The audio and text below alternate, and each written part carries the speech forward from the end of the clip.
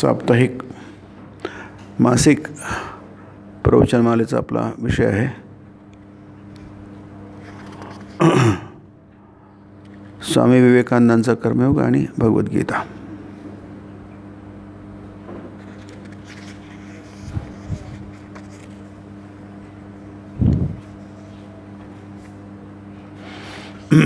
आपण तिसरा अध्याय बघत आहोत, कर्माचे रहस्य.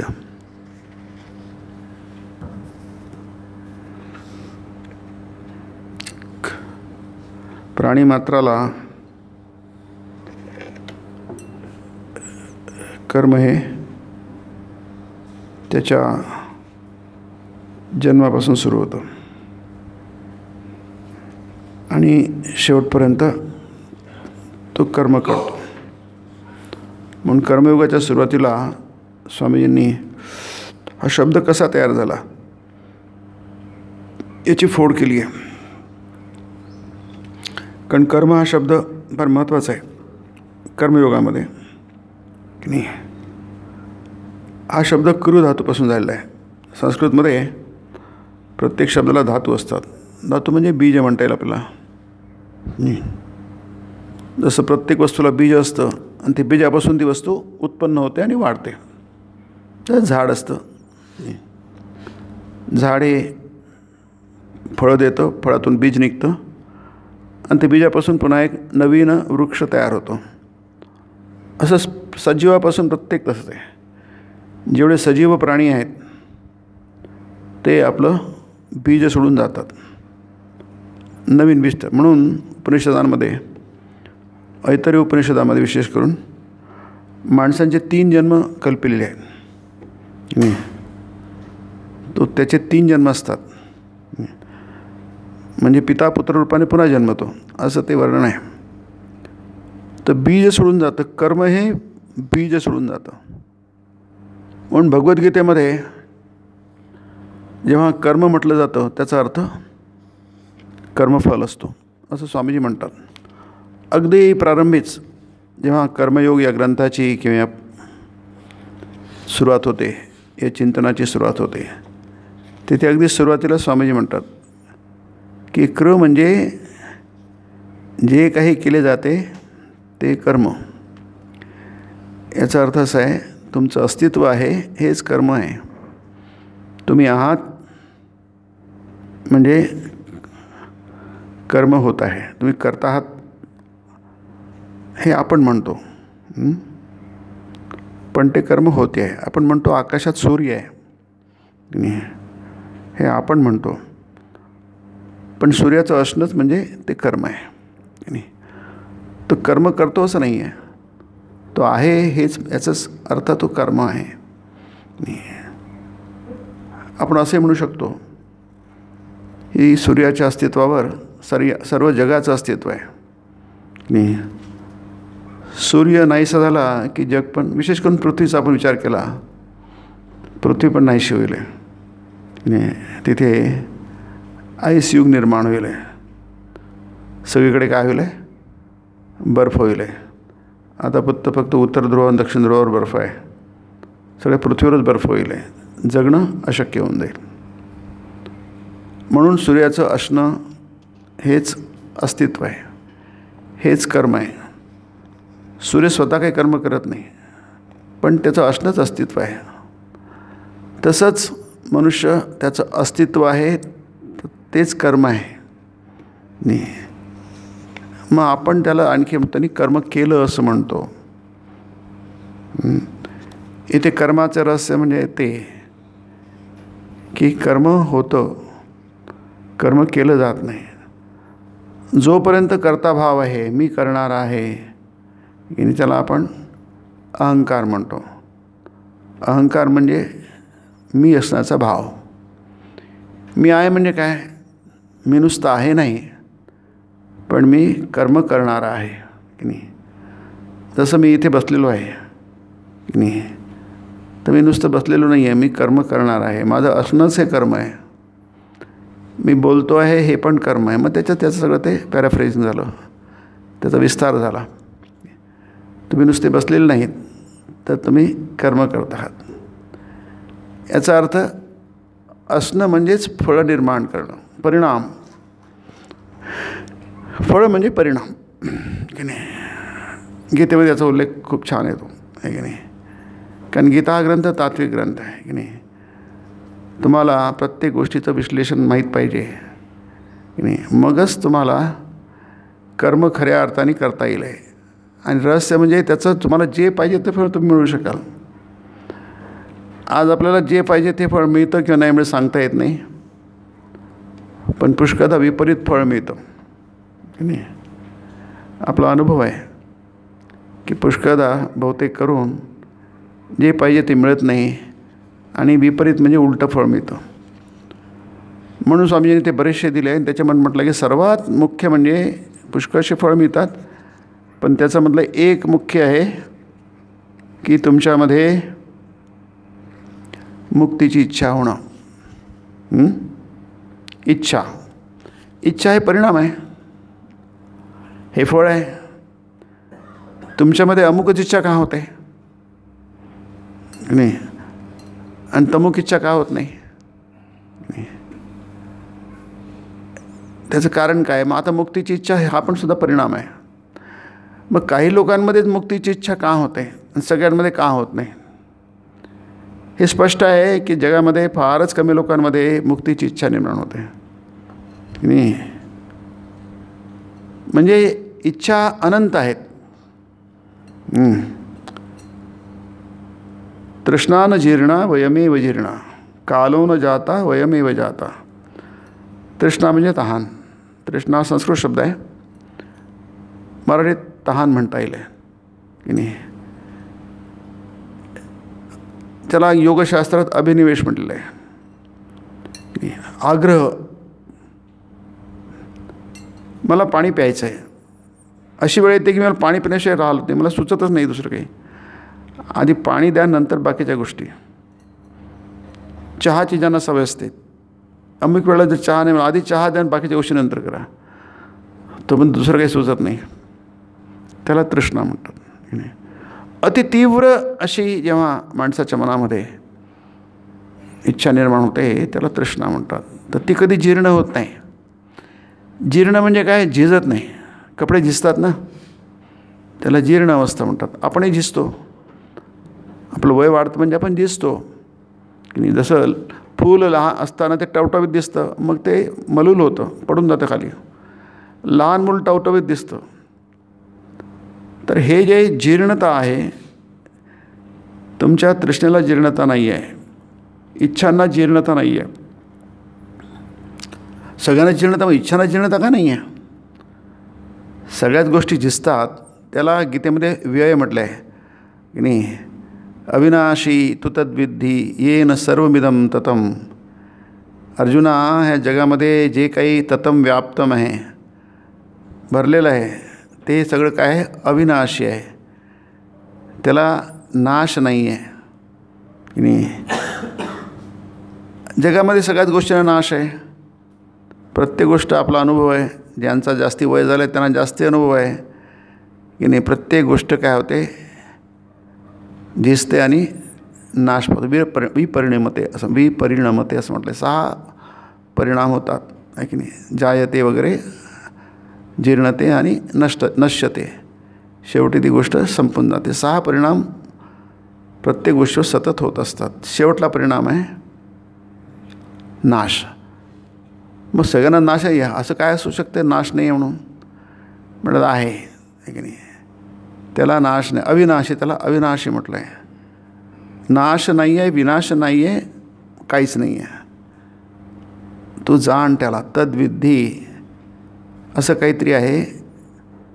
हे जितकं खरं आहे की कोणतीही गोष्ट जगामध्ये अशी नाही आहे की ज्याला झीज नाही आहे, जीर्णता नाही आहे आणि शेवटी अंत नाही आहे.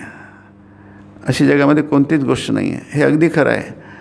तसंच हे पण खरं आहे की जगात अशी एक गोष्ट आहे की ज्याला काही झीज नाही आहे आणि ज्याला काही नाश नाही आहे. आणि आणखी एक तिसरी गोष्ट अशी आहे की या दोन्ही गोष्टी जगामध्ये आहेत, तेवढ्याच आहेत. म्हणून तत्त्वज्ञानामध्ये याचं फार असं शक्य आहे ॲब्सोल्यूट दोन्ही गोष्टी कशा होतात, म्हणजे हेही आहे आणि ते त्याला ॲब्सोल्यूट म्हणतो आपण, आहे की नाही. नाश पण हा अनंत आहे, लिमिटलेस आहे अर्थाने, आणि अविनाशी पण तत्व हे लिमिटलेस आहे. म्हणूनच त्याला तद्विद्धी अविनाशी म्हटलं आहे ना, ततम म्हटलं आहे. ततम म्हणजे व्याप्तम. ह्या दोन्ही गोष्टी एकत्र शकणार, दोन्ही गोष्टी ॲब्सोल्यूट नेहमी एकच असतं. आपण त्याला निरपेक्ष तत्व म्हणतो, तर नेहमी एकच असतं. 2, 3, 4, 5, 10, 100 नसतात. या दोन्ही गोष्टी कशा अनंत असणार, तेच तर आश्चर्य आहे. शक्य नाही आहे ते, आहे की नाही. ते शक्य नाही आहे. एक रिलेटिव्ह असते आणि एक ॲब्सोल्यूट असते, की नाही. जर ट्रेन जर पळायची असेल, धावायची असेल, गाडी धावते ना रुळावरून, मग रुळावरून धावते बरोबर आहे, पण त्यासाठी न धावणारी गोष्ट पाहिजे. आपण त्याला रूळ म्हणतो, रेल्स म्हणतो. ते जितके पक्के असतील तितकेच गाडी जोराने पडेल. म्हणजे दोन गोष्टी वेगळ्या आहेत बघा. एक गोष्ट खूप पळणारी आहे, आता बुलेट ट्रेन आहे समजा, ते खूप पळणारी असते, 500, 600, 700 किलोमीटर धावणारी असते. मग त्याचे रूळ तितकेच पक्के पाहिजे, तरच ती गाडी धावेल, नाही तर धावणार नाही. ती गाडी कोलमडून पडेल किंवा धावणं शक्यच नाही आहे. जेवढी स्पीड जास्ती तेवढे त्याचा आधार पक्का पाहिजे. मग दोन ॲब्सोल्यूट गोष्टी कशा असू शकतात, किंवा नाश पण अनंत आहे, ॲब्सोल्यूट आहे, आणि अविनाशी तत्व पण ते ॲब्सोल्यूट आहे, निरपेक्ष आहे. कसं शक्य आहे, तीच गंमत आहे. तो विषय वेगळा विषय आहे, तो तत्वज्ञानाचा विषय आहे. त्याचं असं आहे की तुम्हाला जो दिसतो आहे दुसरा, की हे नाश आहे, हे खरा नाश नाही आहे. ते गीतेमध्ये फार छान आहे. तो आपला आत्ता विषय नाही आहे, तत्वज्ञानाचा विषय आहे. तो तात्विक सैद्धांतिक त्याला म्हणतात, विषय म्हणतात, की हे बरोबर आहे की नाश असतोच. जगातली अशी कोणतीच गोष्ट नाही आहे की ज्याला नाश नाही आहे की नाही. पण आणि नाश नसतो ही सुद्धा तितकीच खरी गोष्ट आहे. अशी एक गोष्ट आहे की त्याला नाश नसतो. मग ज्याला नाश नसतो त्याची तुम्ही कास धरली त्याला म्हणतात मुमुक्षुत्व. म्हणून स्वामी तेवढं मुमुक्षुत्व म्हटलं आहे की नाही. आपण नंतर पुढचं वाचू, फक्त मी हे वाचून घेतो. असे सत्प्रवृत्ती संपन्न होण्यापेक्षाही, सत्प्रवृत्ती संपन्न हा शब्द तिथे मांडला आहे. प्रवृत्ती आहेत आपल्यामध्ये, की नाही. यत प्रवृत्तीर्भूतानां येन सर्वमिदं ततम् 18व्या गीतेमध्ये आहे की नाही. माणसाची प्रवृत्ती असते काहीतरी करण्याची. यत प्रवृत्तीर्भूतानां, भूत म्हणजे आपण सगळे भूत आहोत. भूत म्हणजे होऊन गेलेले आहोत, म्हणजे त्याला भूत म्हणतो. भूतकाळ म्हणतो ना. भूत म्हणजे भूतांचा काळ नाही, भूत म्हणजे होऊन गेलेले. अभूतपूर्व म्हणजे कधी झालेलं नाही. तर भूत शब्दांचा अर्थ पिशाच्य भूत या अर्थाने नाही. भूत म्हणजे होऊन गेलं, भूतकाळ, पास्ट. असा जो भूतकाळ आहे त्यांची प्रवृत्ती असते. म्हणजे जीवमात्राची, प्रत्येक सजीवाची काही प्रवृत्ती असते. मला काहीतरी करायचं आहे, इच्छा. जसं बघा, तृष्णान जीर्णा, ती कधी जीर्ण होत नाही. वयमेव जीर्णा, वयमे अनेक वचन आहे, बहुवचन आहे संस्कृतमध्ये. आपणच सगळे झिजतो, तृष्णा झिजत नाही. कालो न जाता वयमेव जाता, काळ निघून जातो. म्हणजे काळ निघून गेला पाहता पाहता. काळ कुठे गेला नाही आहे, काळाला गती नाही आहे की नाही. आपण म्हणतो काळाला गती आहे. आता 2025 या पुढच्या वेळी 2026 होईल आहे, आपण म्हणतो आहे. काळाला गती नाही आहे की नाही. परंतु आपण काय म्हणतो, पाहता पाहता वर्ष निघून गेले असं म्हणतो. वयमेव जीर्णा कालो न जाता वयमेव जाता. आपणच निघून जातो. काळ कुठे इथंच बसला आहे की. काळ कुठे हालतो, काळाला कुठे हालचाल आहे की नाही. जसं देशाला, देश म्हणजे स्थान या अर्थाने, त्याला कुठे हालचाल आहे की नाही. त्याला मुळीच हालचाल नाही आहे. ते जसं आहे तसंच आहे, इकडून तिकडं. तर तिसरा आहे निमित्त, म्हणजे कर्म आणि ते कारण आहे. त्यालाही काही हालचाल नाही, लक्षात घ्या. म्हणून तत्त्वज्ञानामध्ये फार सुंदर आहे की तुम्हाला एका वेळी ते नाश पण नाही आहे आणि एका वेळी नाश पण आहे. दोन विरुद्ध गोष्टी वाटतात, तशा विरुद्ध गोष्ट नाही आहे. तुम्हाला वाटतं मी मरणार, हेही सांगितलं आहे, आणि तुम्ही मरणार नाही हे पण सांगितलं आहे. न जायते म्रियते वा कदाचित. तुम्हाला मरण नाही, म्रियते म्हणजे मरण. तुम्हाला मरण नाही आहे, आहे की नाही. इकडे सांगतात की तुम्हाला नाश आहे आणि इकडे म्हणतात तुम्हाला नाश नाही आहे की नाही. दोन विरुद्ध नाही आहेत त्या, आहे की नाही. तुम्ही भौतिक अर्थाने सगळ्याच गोष्टी नष्ट होतात हे सत्य आहे, पण अभौतिक स्वानी काहीच नष्ट होत नाही हेही सत्यच आहे की नाही. यत प्रवृत्तिर्भूतानां येन सर्वमिदं ततं. इथे बघा सगळं ज्याने सतम व्याप्तम, इथे अविनाशी तु तद्विद्धी येन सर्वमिदं ततं. दुसरा अध्याय हा. इथे येन सर्वमिदं ततं आहे की नाही. म्हणजे तुम्हाला कर्म करावंच लागेल, परंतु कसं करायचं ज्याने तुमची मुक्ती साधेल हा विषय तत्त्वज्ञानाचा का भगवद्गीतेचा. उपनिषद आहे भगवद्गीता, रहस्यविद्या आहे ती. स्वकर्मणा तमभ्यर्च. म्हणजे कर्म कराल, पण ते कर्माने तुम्ही काय उत्पन्न, काय फळ पाहिजे तुम्हाला की नाही. सिद्धिं विंदती मानवाहा. मनुष्याला काय मिळते, यश मिळतं. सिद्धी म्हणजे यश, मनुष्य यशस्वी होतो. इथे यश म्हणजे मुक्ती, तो मुक्त होतो. सिद्धी शब्दाचा अर्थ गीतेमध्ये मुक्ती नाही आहे, सरळ मुक्ती नाही आहे, पण क्रमशः मुक्ती होते की नाही. त्याला कर्माचा योग्य तो परिणाम प्राप्त हो. इथेच त्याला सत्प्रवृत्ती संपन्न म्हटलेलं आहे. माणसामध्ये प्रवृत्ती असतात, जगामध्ये प्रत्येकामध्ये प्रवृत्ती आहे. लहान मूल जन्मला बरोबर तो रडायला लागतो, ती प्रवृत्ती आहे. त्याला कोणी सांगितलं नाही रडायला सुरुवात कर म्हणून, त्याला कोण सांगतं रडायला. तो रडला की सगळे म्हणतात ठीक आहे आता हा रडला ना, आता काही प्रॉब्लेम नाही आहे की नाही. तो जन्मल्यावर रडायला पाहिजे, तो रडतोच तो, आहे की नाही. म्हणजे आता काय तो प्रवृत्त झाला आहे, म्हणजे आता ठीक आहे सगळं की नाही. ही प्रवृत्ती प्रत्येक प्राणीमात्रामध्ये असते.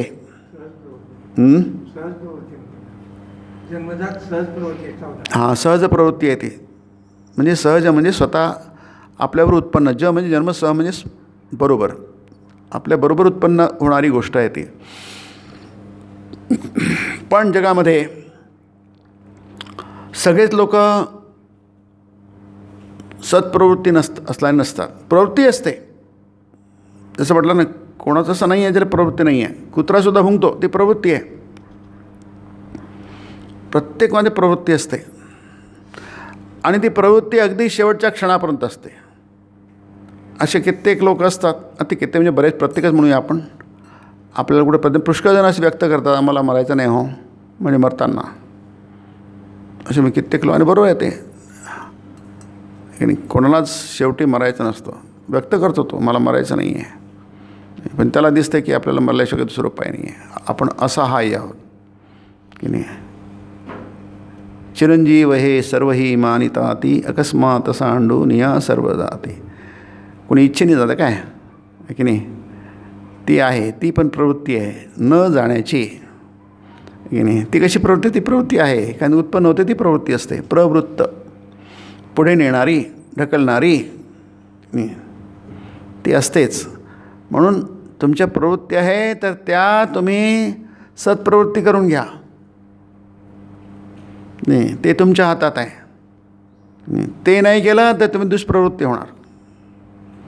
नाही, गीतेमध्ये दोन्हीचा एक संगम केला आहे बघा तिथे की नाही. एक सुंदर केला आहे त्यांनी, 9व्या अध्यायात आहे, राजविद्या राजगुह्य योग. त्यांनी फार छान एकत्र आणला आहे दोन्ही गोष्टी, की तो दुष्प्रवृत्त पण आहे आणि सत्प्रवृत्त पण आहे. सत् म्हणजे क्षिप्रम भवती धर्मात्मा, आहे की नाही. अपिचेत सुदुराचारो. सुष्टु दुराचार म्हणजे शंकराचार्यांचं त्यांनी हे केलं आहे, व्याख्या केली आहे. दुराचारो म्हणजे सुष्टु दुराचारो, म्हणजे हा दुराचारी आहे की नाही आहे याविषयी तुम्हाला काही संशय नाही आहे, नक्की आहे. रावण हा दुराचारी होता की नाही याच्याविषयी तुमच्या मनामध्ये काही असायला नको. असतो तो हा भाग वेगळा. काही लोक म्हणतात रावणात काय वाईट होतं, रावण नेली, सीता पळून नेली, त्यात काय झालं, चूक नेली असेल, आहे की नाही. त्यांनी आपल्याबरोबर लंका पण विध्वंस केला, त्यात काय चूक झालं असेल. पण असे विचार करणारे लोक असतात, त्यांना काय म्हणणार आपण. दुर्योधन काय वाईट होता, धृतराष्ट्राचं काय चुकलं, कर्णाचं काय चुकलं, त्याला काय विचार करणार, काय बोलणार. अशा प्रकारचे विचार करणारे लोक जगात असतात की नाही. आपण त्यांना बाजूला ठेवू थोड्या वेळासाठी, आहे की नाही. पण सर्वसाधारणपणे व्यासांनी जे महाभारत लिहिलं आहे त्यात आपल्याला दुर्योधनाचं किंवा 4 लोकांचं ते दिसतं आहे, म्हणजे 5 लोक, कारण तस्य मुले धृतराष्ट्रो मनीषी असं म्हटलं आहे. या 4 लोकांच्या दुष्प्रवृत्तीच्या मुळाशी हा धृतराष्ट्र आहे असं महाभारत म्हणतं. तस्य मुले महाद्रुमः, महाद्रुम म्हणजे महावृक्ष, द्रुम म्हणजे वृक्ष.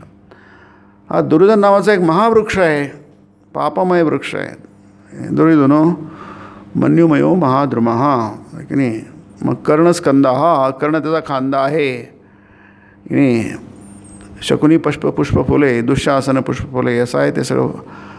फळं असतात झाडाला, फुलं असतात, आणि झाडाला मूळ असतं, झाडाला विस्तार असतो, झाडाला बुंधा असतो. हे कोण कोण आहेत ते महाभारत व्यास स्वतःच सांगतात ते. आता त्यांनी सांगितलं तुम्हाला सांगण्याची गरज काय आहे मग, की नाही. जेव्हा रचयिता स्वतःच म्हणतात की असं आहे, मग तुम्हाला तसंच आहे म्हणावं लागेल, की नाही. आपण कसं म्हणणार की असं नाही तसं आहे, आपण कोण म्हणणार आहे.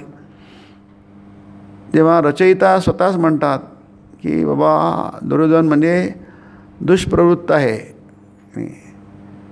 झाड जर विषाचं असेल त्याचं विषारी फळच येणार. तस्य मुले, त्या झाडाच्या मुळाशी धृतराष्ट्र आहे, तो कसा आहे, अविचारी आहे, आणि म्हणून ते अविचारी वृक्ष निर्माण होतो, की नाही. काय सुंदर वर्णन आहे बघा, की नाही. हा अविचारी महावृक्ष निर्माण झाला आहे, पापमय वृक्ष आहे, विकारी वृक्ष आहे.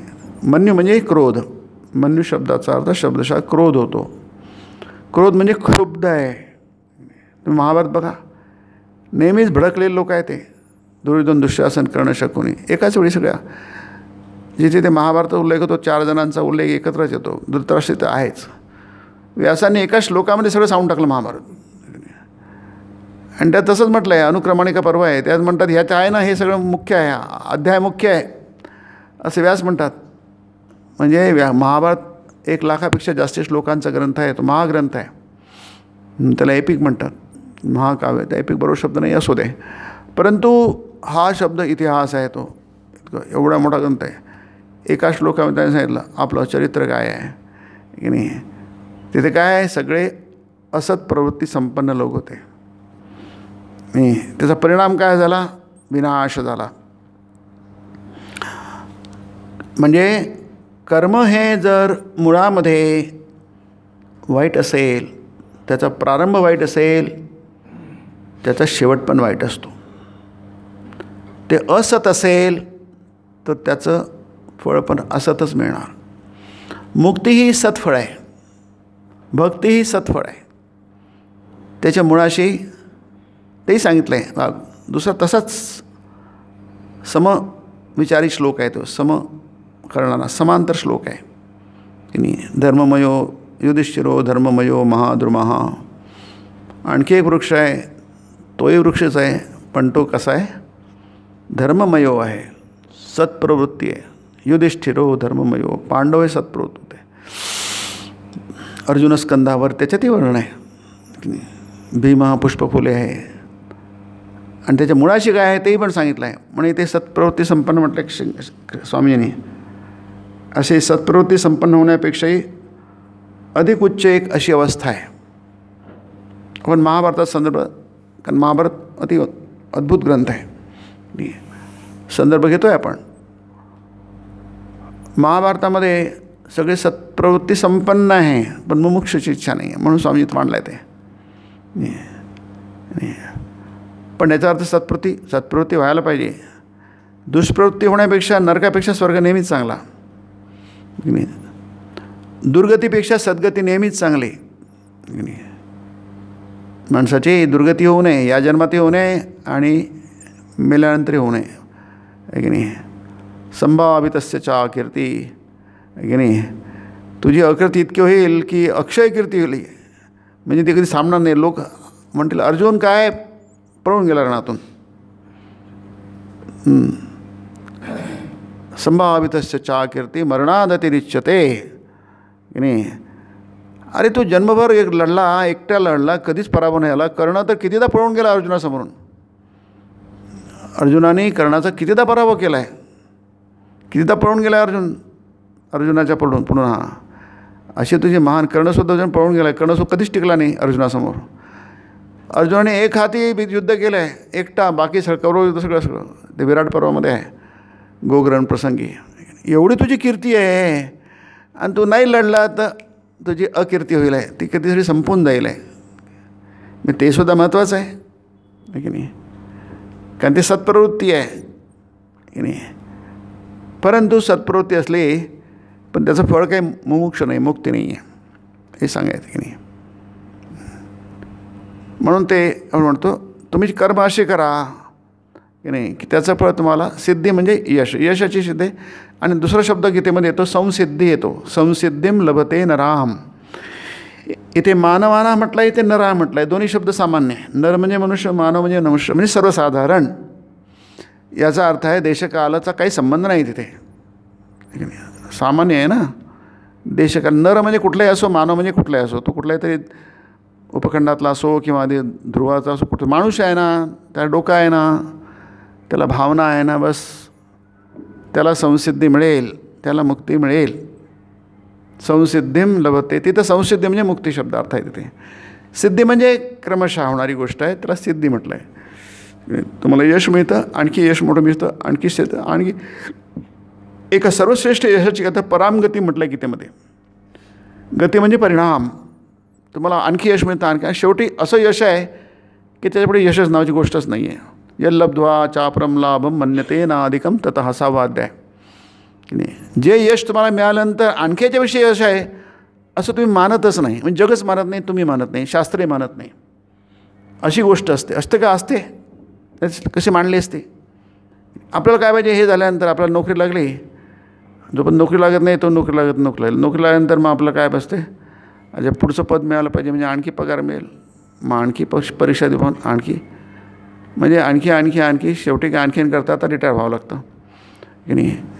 म्हणजे काय याच्यापेक्षासुद्धा असतं.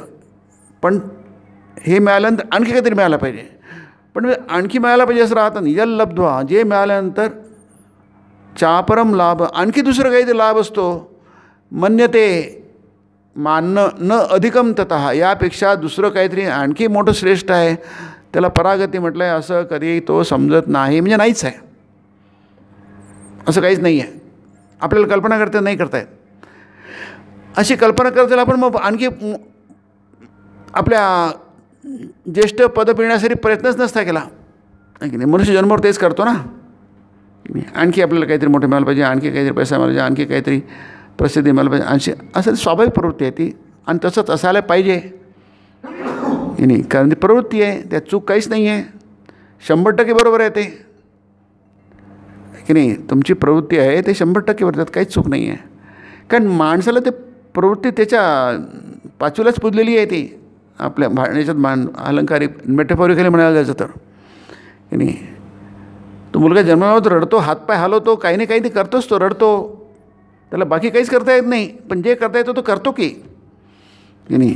सतत हातपाय हलवत असतो बघा, हसतो, खेळतो आहे की नाही. तर तेवढं करता येते आणि तेवढं तो करतो की नाही. म्हणजे ही प्रवृत्ती आहे ती आहेच. त्या प्रवृत्तीला तुम्ही कसं काय हँडल करता आणि कसं काय त्याला तुम्ही उत्तम फळं निष्पन्न करता, पदात पाडून घेता, केव्हा मरण्याच्या आधी आहे की नाही. मग त्याची मरणावधी लिहिली, ती अवधी दिली आहे गीतेमध्ये की नाही,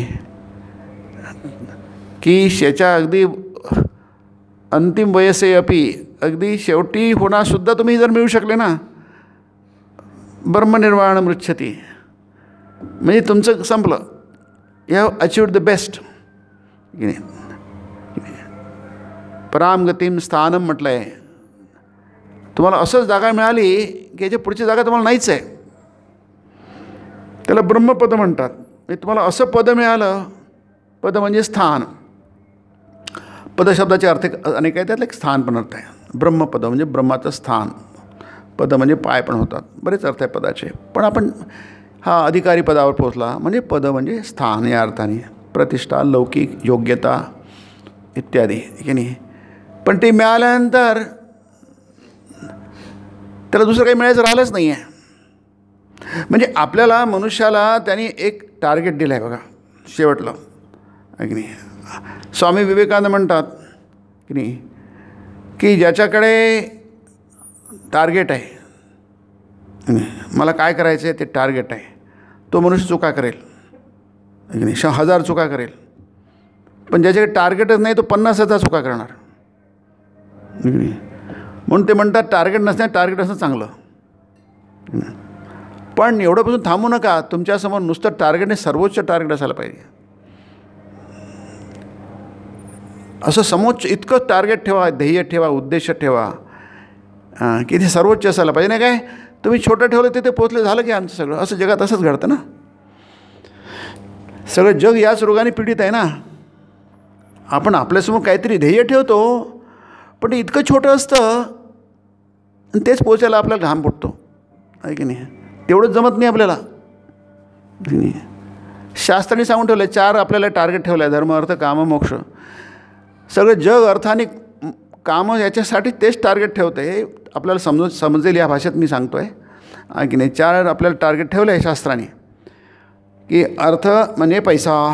पैसा म्हणजे फक्त पैसा नाही, साधन संपत्ती, त्याला अर्थ म्हणतात. अर्थशब्दाचा अर्थ राजकारण पण होतो, आहे की नाही. चाणक्याचं अर्थशास्त्र म्हणजे राजनीती, राजकारण, त्याला राजनीती म्हणतो, आहे की नाही. अर्थशब्दाचा अर्थ धन होतो. पुष्कळ अर्थ आहेत, की नाही. पण ते हेच फक्त टार्गेट ठेवतो आहे आपण. आणि अर्थापासून काम म्हणजे आपल्या इच्छा असतात, त्या आपल्या मनामध्ये असतात, त्या पूर्ण व्हायला पाहिजे, त्याच्याशिवाय काही होत नाही. हे सगळ्यांनाच कळतं, आहे की नाही. ज्या गोष्टीपासून आपल्या इच्छा पूर्ण होतील त्याला अर्थ म्हणतात. या दोन्ही गोष्टी स्वतंत्र नाही आहे, एकाला एक जोडलेल्या आहेत, की नाही. तुमच्या इच्छा असतील तर तुम्हाला पैसा पाहिजे, पैसा असेल तर तुमच्या इच्छा होतील निर्माण. आणि गंमत आहे त्यात, जास्ती पैसा तर आणखी जास्ती निर्माण होतं. मग तुम्हाला व्यवहारात जगामध्ये दिसेल, की नाही.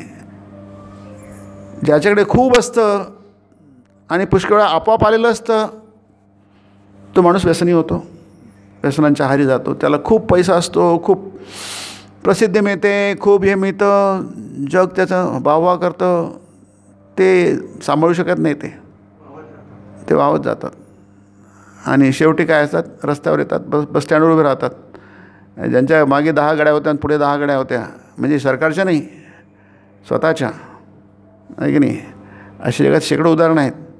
स्वतःचा बार होता त्याच्यावर चालत होता, आहे की नाही. पण आता ते बस स्टँडवरून बसची वाट पाहतात. कुठे गेलं सगळं हे, त्याच्यावर त्याचा कंट्रोल नाही राहिला, आहे की नाही. स्वतःच्या इच्छांवर कंट्रोल नाही राहिला. मी ज्याने त्याला बोलवलं त्यांनी सरळ डुबवलं, नाही. म्हणजे अर्थ आणि काम हे जे आहेत हे एकाला एक जोडलेले आहेत, की नाही. त्याच्यावर तुमचा जर ताबा नसेल तर ते काय होईल आहे की तुम्ही दान नाही करणार. त्याला सत्प्रवृत्ती म्हटलेलं आहे. यज्ञ, दान, तप, 3 क्रिया सांगितली आहे की ते मी ते. त्याने मनुष्य सत्प्रवृत्ती संपन्न होतो. आणि मग असे संस्कार अनेक जन्म संसिद्ध होता होता माणसाच्या मनामध्ये मुक्तीची इच्छा निर्माण होते. मुमुक्षुत्व, म्हणून मुमुक्षुत्व 3 गोष्टी फार कठीण आहेत. शंकराचार्य म्हणतात मुमुक्षुत्वम महापुरुष संशय. देवाची कृपा असली तर होईल ते. मी देवाची कृपा आहे, सगळं तुम्ही अनेक जन्म जर करत असाल, सत्प्रवृत्ती संपन्न व्हाल, की नाही, तर तुमच्या मनामध्ये मुक्त होण्याची इच्छा नाही. म्हणजे केवढी मोठं टार्गेट ठेवलं तुम्ही कल्पना करा. आपण छोट्याशा गोष्टीसाठीच तिथे संपून जातो, आहे की नाही. आपण एव्हरेस्टवर शिखरावर जाण्याची इच्छाच करत नाही. कुठे छोटी चकडी असली जाऊ ते जन्मभर जात नाही आपण, आहे की नाही. पंगुम लंघ हे ते गिरीम, गिरी म्हणजे डोंगर, पर्वत, की नाही. ते सुद्धा होऊ शकतं भगवंताच्या यत कृपातमहं वंदे. भगवंताच्या कृपेने पांगळासुद्धा पर्वतवर आणून जाऊ शकतो. ती मुमुक्षुत्व आहे. मुक्त व्हा स्वामी म्हणतात, बी फ्री, आहे की नाही. This is the whole of religion. सगळ्या धर्माचं एकच सांगणं आहे. म्हणजे वैदिक धर्माचं पण म्हणूया, सनातन वैदिक धर्माचं, हिंदू धर्माचं म्हणूया. अरे मुक्त व्हा, कशाला बंधनात राहता, पूर्ण व्हा. अपूर्णता ती किती महान असली तरी अपूर्णता येते, आहे की नाही. पुन्हा पुन्हा ती अपूर्णता तुमच्या जीवनात येणार, आहे की नाही. जसं मग म्हटलं की तुम्ही पूर्ण होते म्हणजे तुमच्या दृष्टीने खूप खूप कमावलं, शेवटी सगळंच गमावलं. जितकं खूप खूप गमावलं तितकं खूप गमावलं. पण की नाही, पुन्हा ती अपूर्णता तुमच्या नशिबी आली की नाही. तसं नाही की नाही, ते असंच होणार. जगाचे काही नियम असतात, आपली काही नियम असतात, आपण एक एक त्या याच्यात सापडतो, त्या आवर्तात सापडतो, त्या वर्तुळात सापडतो. जसं ते वावटळ असते ना, वावटळी सापडला की तोही त्याला फिरतो. जसं ते भोवरा असतो नदीमध्ये पाण्यामध्ये, त्या पाण्यामध्ये तोही फिरायला लागतो त्याच्याबरोबर. तर त्या वावटळीत माणूस सापडला की तोही फिरायला लागतो आणि तळाला जातो. हा नियम आहे की नाही. तसंच माणसातही होतं. म्हणून त्या वावटळीत सापडू नका, त्याची सुरक्षित राहा. स्वतःची सुरक्षा महत्त्वाची आहे. You must exist. तुम्ही सुरक्षित राहिलं पाहिजे की नाही. असुरक्षितता दूर ठेवली पाहिजे. त्याचे काही नियम आहे, ते जर पाळले तर तुम्ही सुरक्षित राहाल, नाही पाळले तुम्ही असुरक्षित होऊन जाल. तुम्ही डोक्याला हेल्मेट बांधा, लाल बिद्दी वाजला, बत्ती झाली, थांबा, डाव्या बाजूने चला, सावकाश चला, घाई करू नका. की नाही, हे काय नियम आहे ते नियम पाळले, तुम्ही सुरक्षित आहात. तुम्ही सुरक्षित आहात आणि इतर पण सुरक्षित आहे तुमच्यापासून, त्यांना पण धोका नाही आहे. नाही तर तुम्ही धोक्यात, इतरही धोक्यात. हे सर्वसाधारण बाबींविषयी म्हणतो. पण त्याच्या अशा धर्म, त्याला इथे म्हटलं आहे सत्प्रवृत्ती संपन्न. नाही, धर्म म्हणजे काय, तुम्ही मनामध्ये अधर्म करण्याची इच्छा आहे त्याच्याला आवर घाला. इंद्रिय निग्रह आहे की नाही. आपले इंद्रिय तुम्हाला नेहमी सारखे तुम्हाला तिकडे अधर्माकडे घेऊन जातात, त्याच्यावर आवर घाला. त्याला जरा थांबवा थोडंसं. सर्वसाधारण माणसाला जास्त जमत नाही आहे, पण जेवढं जमतं तेवढं तर करा. नाही तर सगळे जगात सगळे संत झाले असते की नाही. जगामध्ये असंत राहिलाच नसता, कोणी दुर्योधन निर्माण झालाच नसता, हिटलर मुसोलिनी झालेच नसते, स्टॅलिन झालेच नसते, आहे की नाही. याचा अर्थ आहे ते सगळे हारलेले लोक आहेत. रावण हारलेला आहे, रामाकडून हारलेला नाही आहे. ते तर नंतरची गोष्ट आहे. त्याच्या विकारांनी त्याला हरवलेलं आहे, त्याला नष्ट केलेलं आहे की नाही. दुर्योधनाला पांडवांनी हरवलं नाही आहे, त्याची मांडी काही बिभीषणाने फोडले नाही, त्याच्या दुष्कृत्यानेच फोडलेली आहे की नाही. फार सुंदर आहेत. म्हणून ह्या सगळ्या गोष्टी आपल्याला त्या दृष्टिकोनातून कळल्या पाहिजेत, त्या अँगलमध्ये त्याचा विचार आपण केला पाहिजे की नाही. मग इथे स्वामीजींनी म्हटलं आहे मुक्तीची आकांक्षा, हे आपल्याला समजेल.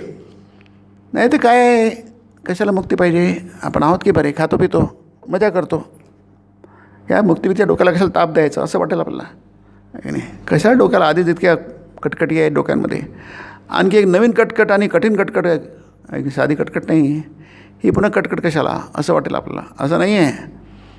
जसं आपल्याला जेवण करायचं म्हणजे काय कटकट आहे जेवण करायचं असं वाटतं का आपल्याला, आहे की नाही. झोपायचं म्हणजे काय कटकट आहे, कशाला झोपायला पाहिजे असं वाटतं का. श्वास घ्यायचा आहे, कशाला श्वास घ्यायचा आहे, जन्मभर श्वासच घेतो, आता कंटाळा आला बघा आता श्वास घेऊन यायचं कोणाला वाटतं काय.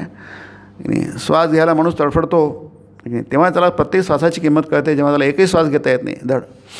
म्हणजे श्वास किती महत्त्वाचा आहे घेणं हे त्याला तेव्हा कळतं. मग ते काही कटकट आहे का नाही, कारण ते अस्तित्व आहे आपलं.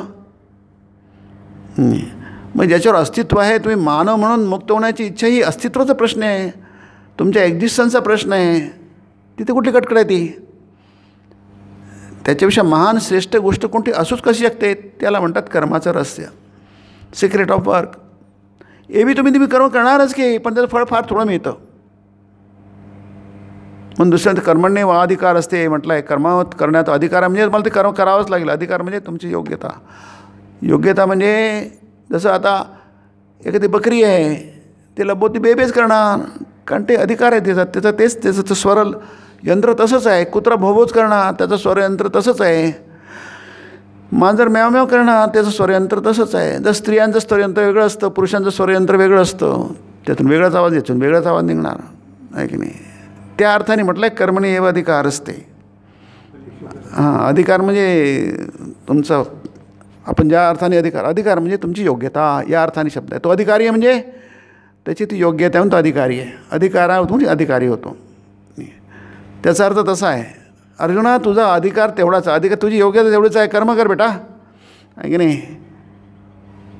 कारण काय, तू अजून कुठेच नाही आहे, बाकी तुला काही करता येत नाही आहे. तुला चिंतन कुठं करता येतं? त्याला जन्ममृत्यूचं रहस्य कुठं माहिती आहे?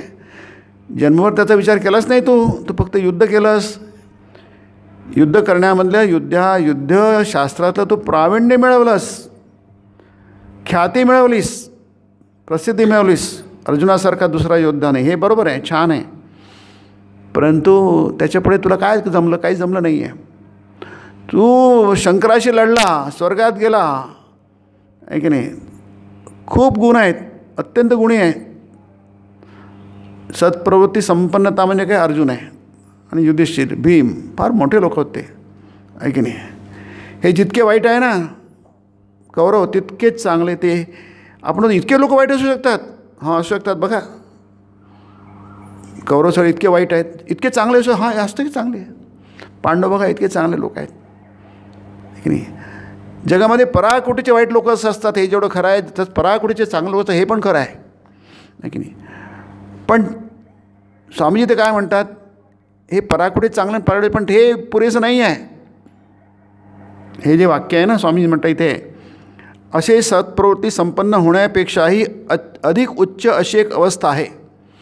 इथेच थांबू नका, म्हणजे इथपर्यंत नक्की पोहोचा. या अर्थाने नाही, नक्की पोहोचा. ते फार मोठी गोष्ट आहे. प्रत्येक तुमचं एक एक छोटं छोटं कर्मसुद्धा फार महत्त्वाचं आहे. म्हणजे आपण प्रत्येक दिवशी केलेला अभ्यास, प्रत्येक तासाला केलेला अभ्यास, प्रत्येक मिनटाला केला अभ्यास फार महत्त्वाचा आहे. कारण ते ॲड होईल आहे. कमावलेला प्रत्येक रुपया फार महत्त्वाचा आहे, कारण तुमच्या खात्यावर तो जमा होईल आहे. असं म्हणतं एकच रुपया, 1 रुपया असला तर काय झालं? असे किती 1 रुपये म्हणून इतके रुपये होतात ना. प्रत्येक रुपयाला किंमत आहे ना. तुमच्या छोट्याच्या छोट्या कर्मालासुद्धा किंमत आहे. असं कोणतंच कर्म नाही की ज्याला काही किंमत नाही आहे की नाही. ते सगळं मिळूनच तुमचं ते गाठोडं तयार होतं, तुमच्या कर्मफलाचं गाठोडं तयार होतं. पाय हलवू नको याच्यामध्ये.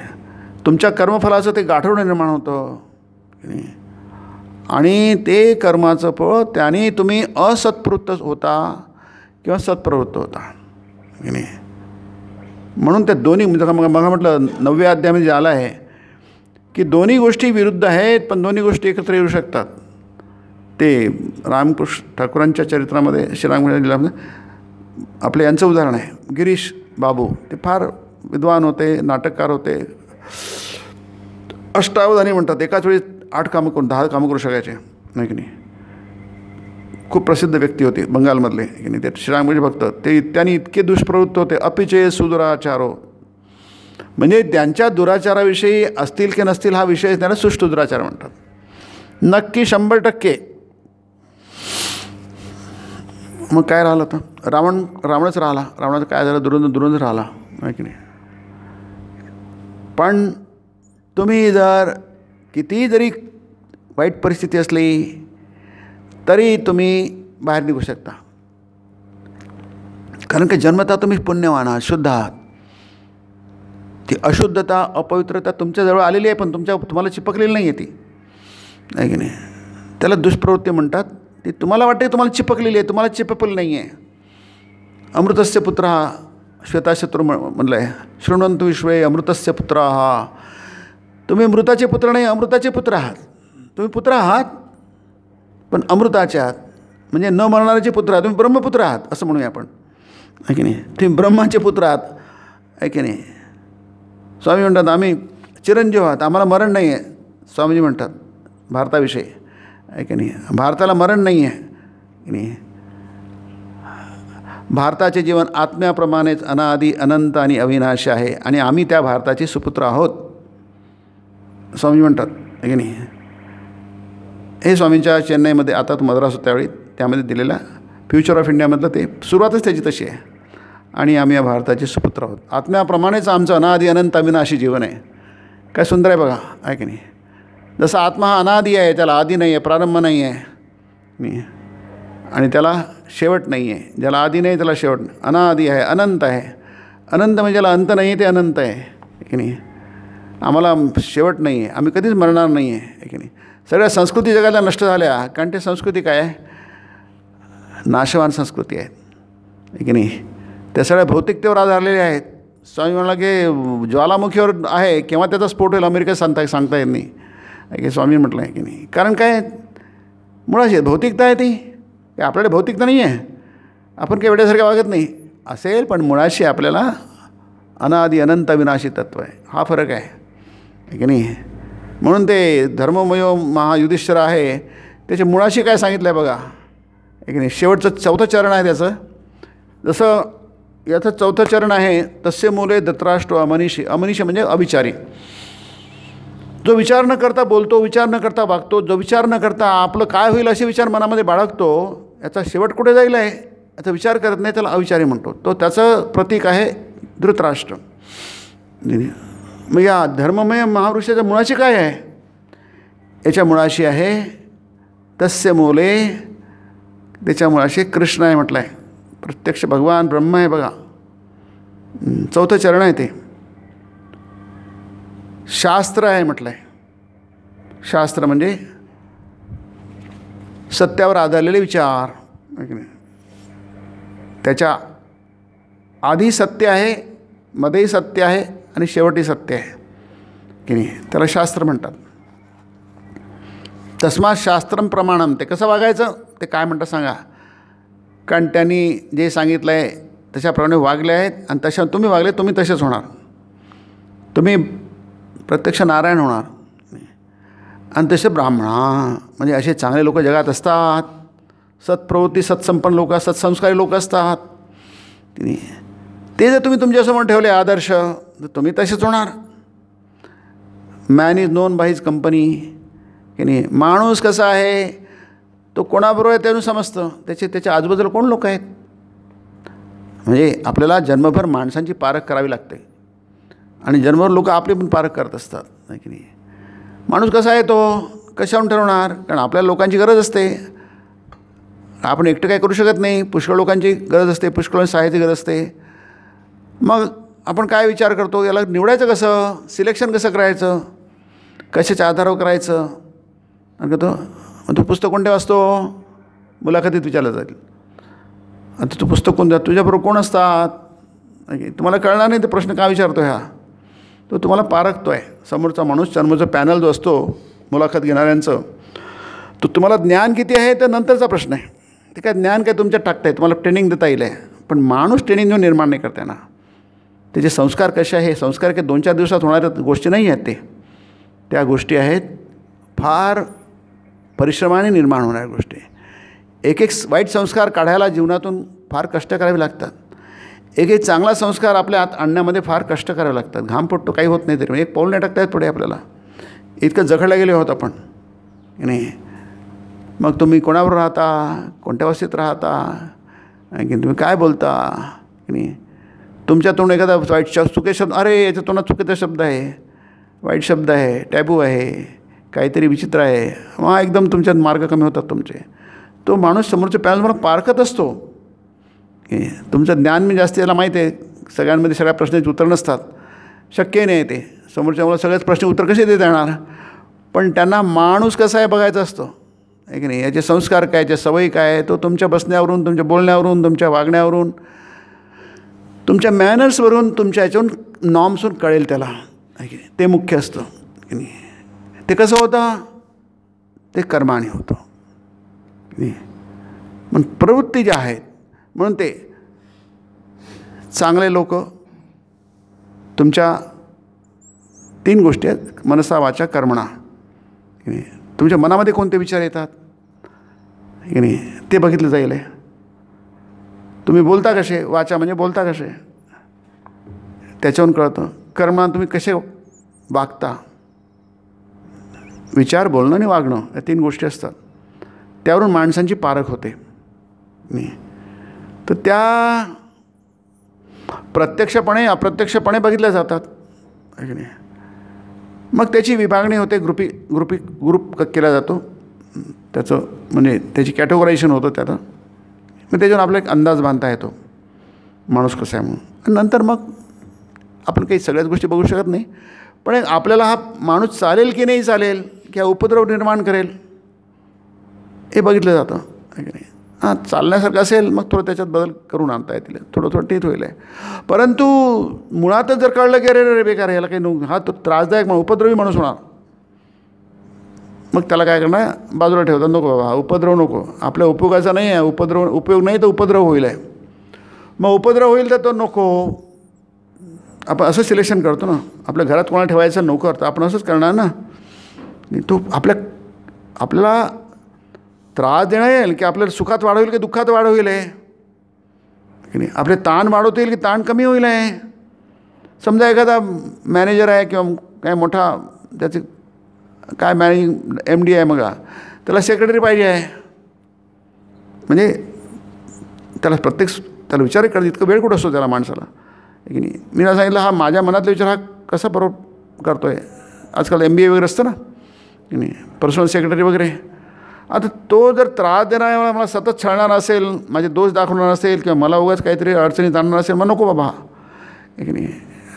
माझ्यात पुष्कळ त्रुटी आहेत, मला पुष्कळ जमत नाही, पण तो मला सहाय्य करण्यासाठी त्यांनी म्हणजे माझ्या मनाप्रमाणे वागलं पाहिजे ना त्यांनी, की मला त्यांनी मला त्रास होईल असं वागलं पाहिजे. म्हणून त्याला म्हणतात की तुम्हाला नेमकं काय पारख कशी करता तुम्ही, म्हणून ते त्याप्रमाणे पारख होते. कर्मण्ये वाधिकार असते, तुमचा अधिकार काय आहे, तुमची योग्यता काय आहे की नाही. ती योग्यता तुम्हाला एकतर पुढे नेते नाही तर मागे नेते. पण आणखी पुढे नेते इथे म्हटलं की स्वामींनी मुक्तीची इच्छा म्हणजे मा फलेषु कदाचन. आता फळं पाहिजेच आपल्याला की नाही, फळाची अपेक्षा असतेच. कर्म केल्याने फळ नाही मिळालं तर कसं करणार. आपण अभ्यास करतो, मग आपल्याला काहीतरी त्याचं फळ मिळालंच पाहिजे, पण ती फळाची अपेक्षा करू नका. कारण काय अपेक्षा आली तर मला फळ मिळेल, पण छोटं फळ मिळेल, महान फळ मिळणार नाही की नाही. महाफला म्हटलं आहे याच्यामध्ये की नाही. प्रवृत्तीस्तु निवृत्तीस्तु महाफला.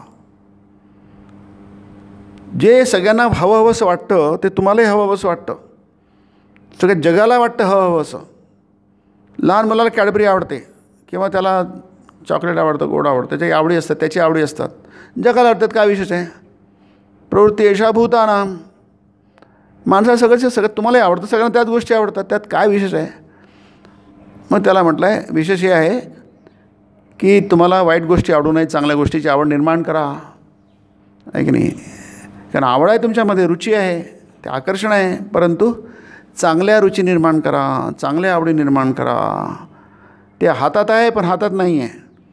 हातात या अर्थाने प्रयत्न केले तुम्हाला थोडंफार साधेल, ते नाही केला तर तुम्ही पूर्णपणे तुम्हाला घेऊन उद्ध्वस्त करतील. त्या वावटळीत कुठेतरी तुम्ही उडून जाल, समजणार नाही कुठे गेले तुम्ही म्हणून.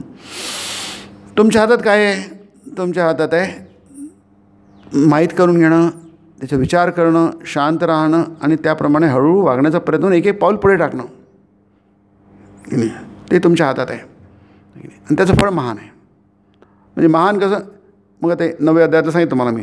इथे स्वामीजीने म्हटलं आहे, गीतेमध्ये आहे ते की अपिचेत सुदुराचारो. म्हणजे तुमच्यामध्ये असं काही दुर्गुण आहेत तुम्ही त्याच्या बाहेर येऊ शकत नाही. त्याचा प्रचंड संस्कारांचा दबाव आहे की नाही. तुम्हाला वाटतं की करू नये पण तुम्हाला ते करावंच लागतं. समजा व्यसनी माणसातच असतात ना, त्यांना किती वाटलं की व्यसन वाईट आहे, आपण उद्ध्वस्त होतो आहे, पण त्यातून त्यांना बाहेर येता येत नाही, त्याला सुदुराचार म्हणतात. गिरीशबाबूंनी म्हणून इतके दारू पिले आहे मी, एकावर एक ठेवलं तर स्वर्गाला टिकेल ते, इतके दारू पिलं आहे. माझे इतके दुर्गुण आहे की त्याची काही वर्णन करता येत नाही. ते वाटेल ते शिवाय द्यायचे, वाटेल तसे बोलायचे रामकृष्ण, ते शांत राहायचे श्री रामकृष्ण. मनसा वाचा कर्मणा तिन्ही बाबतीत ते एकदम टोकाचे होते ठीक आहे नाही. बोलण्यामध्ये ते आणि श्रीरामकृष्ण ते भैरव आहेत म्हणायचे श्रीरामकृष्ण त्यांना आहे की नाही. पण ते एक म्हणजे याच्यात चांगलाही गुण आहे काय, विश्वास 16 नाही आणखी 4 जास्ती आहे की नाही. भजते माम अनन्य भाग, त्याच्यात हा चांगला गुण आहे. माम अनन्य भाग भजते, एकनिष्ठ आहे तो. काय सुंदर आहे बघा ती एकनिष्ठा, ती इंटिग्रिटी माणसाला. साधुरेव समंतव्यो, मंतव्य म्हणजे त्याला माना, तो नाही आहे, तो साधू नाही आहे. साधू म्हणजे सत्प्रवृत्ती, त्याला साधू म्हणतात. ज्याच्या प्रवृत्ती चांगल्या आहेत, देवाला धरून आहेत, सत्याला धरून आहेत, त्याला साधू म्हणतात, सत्प्रवृत्त म्हणतात. त्या तशा नाही आहेत त्याला दुष्प्रवृत्त म्हणतात. रावणाला राम आवडत नव्हता, दुर्योधनाला कृष्ण आवडत नव्हता. नाही, कृष्णाला त्यांनी कधीच मानलं नाही. महाभारत सांगतं. आपल्याला याच्यात काही कथेमध्ये जायचं नाही आहे, पण तुम्हाला महाभारतात दिसेल की नाही, कृष्णाला कधीच त्यांनी महान मानलं नाही दुर्योधनाने की नाही. हे दुर्योधनाचं वैशिष्ट्य आहे की नाही. त्यांनी कधीच महान मानलं नाही कृष्णाला नाही. त्याची कधीच निष्ठा नव्हती कृष्णावर, जशी पांडवांची संपूर्ण निष्ठा होती. पांडव पूर्ण समर्पित होते कृष्णाला, द्रौपदी आणि कुंती सकट आहे की नाही. कृष्णाशिवाय आम्ही अनाथ आहो, या जगामध्ये आम्हाला कोणी नाही आहे, कृष्णा फक्त तूच आमचा आहेस, त्याला निष्ठा म्हणतात आहे की नाही. भजते अनन्य भाग, असं सुंदर, न अन्य भाग, दुसरं कोणी नाही आम्हाला तुझ्याशिवाय. ही ही प्रवृत्ती मुक्तीकडे घेऊन जाते माणसाला. भक्तीच्या मार्गे माध्यमातून ती मुक्तीकडे घेऊन जाते. तुम्ही पूर्ण होता, परिपूर्ण होता, संपूर्ण होता. त्याला इथे मुक्तीची इच्छा म्हटलं आहे की नाही. म्हणजे साधुरेव समंतव्यो, जो इतका दुष्प्रवृत्त आहे आणि काही आशा नाही आहे, सगळ्या आशा ज्यांनी सोडलेल्या आहेत, ते बाकीचे भक्त म्हणे त्याला येऊ नका देऊ तुमच्याकडे. इथे चांगले लोक येतात, त्यांच्यावर हा शिवीगाळ करतो, वाईट वागतो, दारू पितो आहे की नाही. श्रीराम त्याची व्यवस्था करून द्यायचे, चिलमीची व्यवस्था करून द्यायचे आहे की नाही. तो म्हणता अरे इतका वाईट आहे त्यांना कशाला जवळ देता, म्हणजे पिल किती दिवस पिल आहे, काय विश्वास आहे बघा आहे की नाही. हा भजते अनन्य भावाचा काय त्यात काय पोटेन्सी आहे, त्याच्यामध्ये काय पॉवर आहे, तुम्ही कल्पना करा. आणि त्याच्यावर विश्वास आहे श्रीरामकृष्णांचा. अरे वाईट आहे, किती दिवस वाईट आहे की नाही. ते म्हणायचे ते गंगे स्नान वगैरे नाही करायचे, मला मी इतका पापी आहे की गंगा मला शुद्ध नाही करू शकायचे म्हणायचे ते आहे की नाही. गंगा पाप्याला शुद्ध करते, पण मी इतका पापी आहे की गंगेमध्ये तेवढं सामर्थ्य नाही आहे मला शुद्ध करण्याचं आहे की नाही. पापमुक्त करण्याचं सामर्थ्य गंगेमध्ये नाही आहे. नंतर श्रीरामकृष्ण आले, रामकृष्ण गेले, नंतर हे झाले, बरं झाले, नंतर खूप मोठे भक्त झाले, संत झाले ते. मग ते गंगेमध्ये जाऊन स्नान करायला लागले. मग तुम्ही स्नान करत नव्हते, आता कशाला स्नान करता गंगेमध्ये. म्हणजे मला पाप करण्यासाठी, मुक्त होण्यासाठी करत नाही मी आहे की नाही. मी आता गंगेला शुद्ध करण्यासाठी स्नान करतो गंगेमध्ये आहे की नाही. आता मी इतकं शुद्ध झालो आहे की आता मला गंगा आहे, तीर्थ आहे ना, तीर्थी कुर्वंती तीर्थ. आणि तीर्थ कशाला म्हणतात आहे की नाही. आपण तीर्थ जायचं आहे म्हणजे कुठेतरी जिथे पाणी आहे तिथे पाण्याला तीर्थ म्हणतात आहे की नाही. तिथे जाऊन काय करतो, त्या इतक्या साधू संतांनी, इतक्या महात्म्यांनी, इतक्या संतप्रभूंनी इथे स्नान केलं आहे, तिथं तुम्ही स्वतः शुद्ध होऊन जाणार ना. तीर्थस्थानी माणसं जातं कशाला. इतके चांगले लोक जातात, श्रद्धेने जातात, देवाचं दर्शन करतात, चांगल्या प्रवृत्ती घेऊन जातात. ते तुम्ही काहीच करत नाही, पण आपोआप तुम्हालाही त्याचा फायदा होतो. आता औरंगाबादला, संभाजीनगरला सगळे लोक येतात की नाही. मुलापासून मुली येतात, यंग माणसं येतात, सगळ्याच वयास येतात. मी काय फक्त कधी कधी विचारतो, गेल्या म्हणतात गेले होते की नाही, उघडं होतं की नाही, बसले की नाही तिथे म्हणतात. म्हणजे इथे आम्हाला इतकं प्रसन्न वाटतं. आम्ही घरी करतो पण आम्हाला घरी जमत नाही, पण आम्ही इथे बसलो ते आम्हाला एकदमचं मन शांत होऊन जातं, आम्हाला ध्यान जमतं म्हणतं.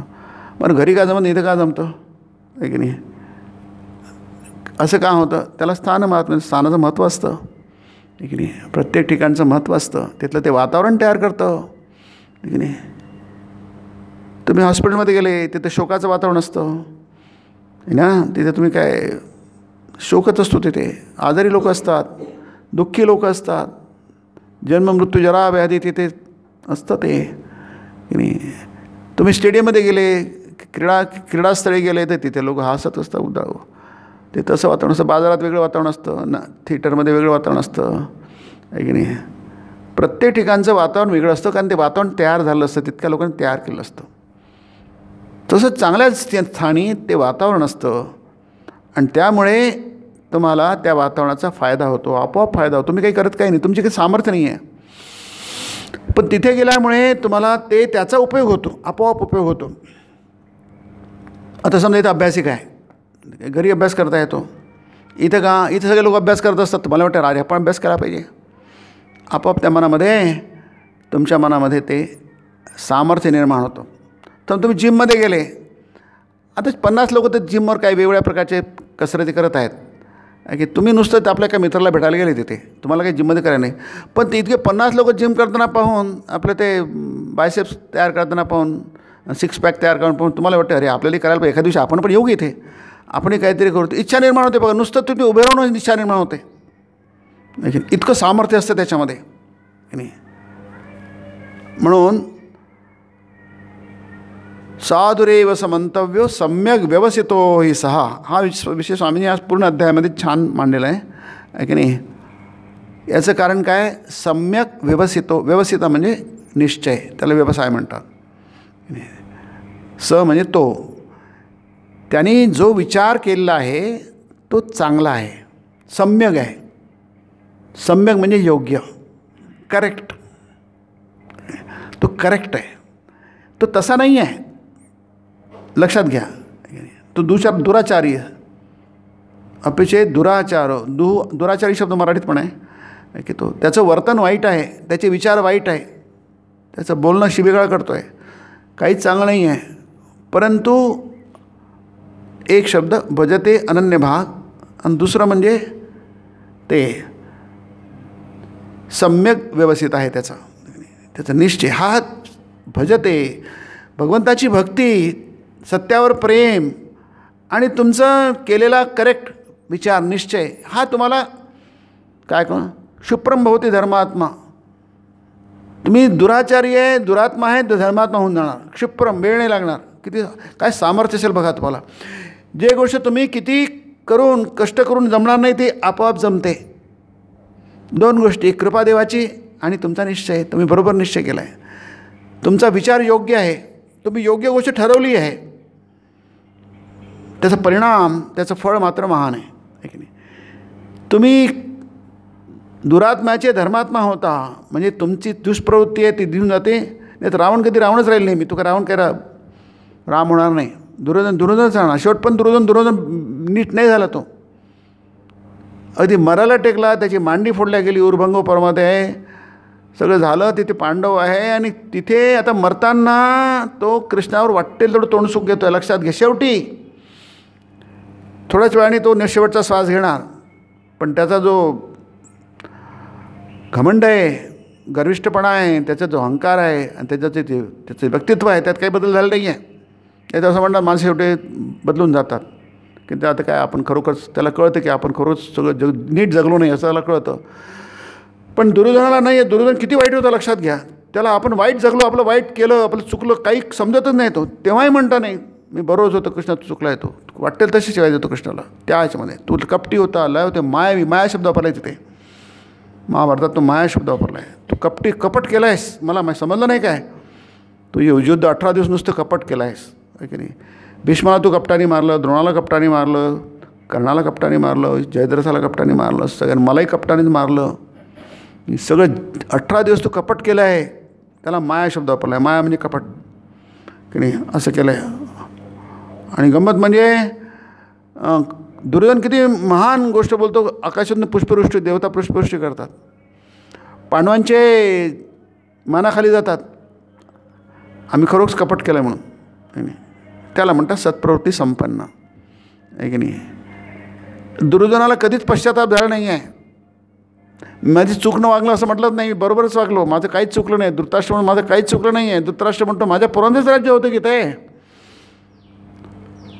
धृतराष्ट्र हारला युद्ध आणि प्रचंड विनाश झाला, तर तो काही म्हणायला तयार नाही. तो म्हणतो माझं बरोबरच होतं, माझ्या पोराचं राज्य होतं.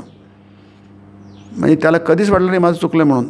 इतकी दुष्प्रवृत्ती असू शकते, इतके माणसं पापिष्ट असू शकतात, असतात आहे की नाही.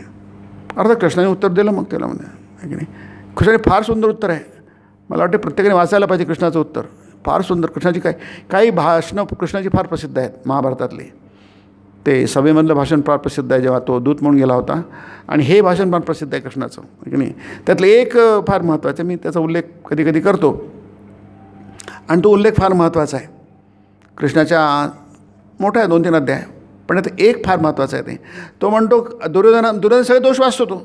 तू कसा कपटाने वागलास, किती वाईट होता, किती मूर्ख होतास तू. मूर्खाची सगळी लक्षणं होतं. किती पापी होता, की जन्मभर तू पापच केले आहेत. कर्णालाही म्हटलं तू जन्मभर पापच केले आहेत कर्णा.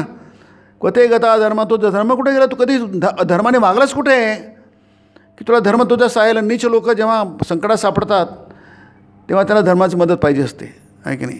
मग त्याला तेव्हा धर्म वाटतो. आणि तू जेव्हा वाईट वागलास, अधर्म केलास, तेव्हा तू मला विचारलं होतंस काय की नाही. तेव्हा तू म्हटलं नाही याचा परिणाम काय होईल म्हणून. कोते गता धर्म अर्जुना कर्णा, तुझा धर्म कुठे गेला होता तो त्यावेळी? आता तू धर्माच्या गोष्टी सांगतोस आणि मला मारू नको म्हणतोस अर्जुनाला. असो, तो कर्णाचा प्रसंग आहे. इथे दुर्योधनाच्या प्रसंगी जसं म्हटलं की दुर्योधनाला कधीच पश्चाताप झाला नाही, काहीच नाही. तो म्हणतो माझं बरोबरच होतं, आहे की नाही. मरतानासुद्धा म्हणतो माझं बरोबरच होतं, माझं काहीच चुकलं नाही आहे, तूच कपट केलंस की नाही. तेव्हा त्याला सविस्तर उत्तर दिलं आहे की तुझं कसं चुकलं. त्यातलं एक फार महत्त्वाचं आहे आणि ते सगळ्यांसाठी फार महत्त्वाचं आपल्यासाठी, आहे की नाही. सगळ्यांना त्याने म्हटलं अरे तुला सांगणारे किती लोक होते, तुझा मार्ग चुकला आहे, तू सन्मार्गावर आहे असं सांगणारे किती लोक होते, धृतराष्ट्राला सांगणारे किती लोक होते, तू त्यांचं ऐकलं का? नाही ऐकलं. त्याचा परिणाम हा आहे की नाही. तुम्ही महाभारतात बघा धृतराष्ट्र किती भाग्यवान होता. सतत व्यास येऊन सांगायचे, सतत नारद येऊन सांगायचे, ऋषीमुनी सांगायचे, दुर्योधनाला सांगायचे, कर्णाला सांगायचे. कर्णाला तर प्रत्यक्ष कृष्णाने उपदेश दिला, सांगितलं अरे कर्णा सोड हा सगळा मूर्खपणा सोड. त्याच्या आईने सांगितलं कुंतीने अरे काय करतोस तू.